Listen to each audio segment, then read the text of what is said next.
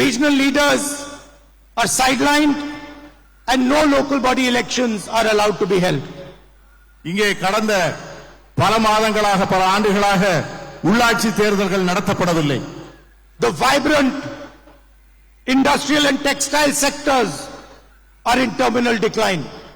இங்கே உயிரோட்டமாக இருந்த தொழில்துறை கொஞ்சம் கொஞ்சமாக நசிந்து இறந்து கொண்டிருக்கிறது. And hundreds of factories have closed. நூற்றுக்கணக்கான தொழிற்சாலைகள் மூடப்பட்டு விட்டன. The BJP wants Puducherry to belong to Mr. Adani. Pardon, sir?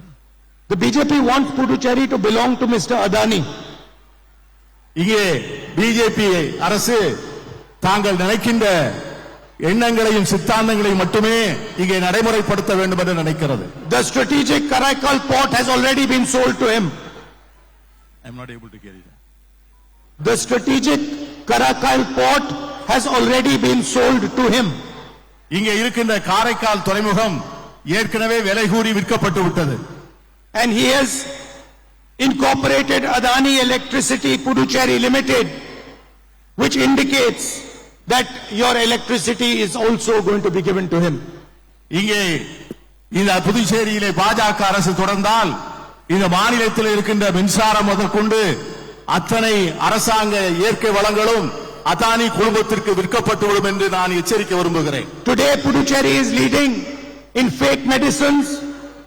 Massive fake drug manufacturing takes place here and there is no action by the state.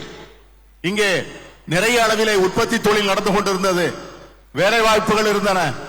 ஆனா இந்தெல்லாம் அவைகளெல்லாம் கொஞ்சம் கொஞ்சமாக குறைந்து நசிந்து வருகின்ற சூழ்நிலை இருக்கிறது.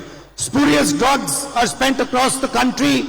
This is not just corruption, this is corruption with murder included.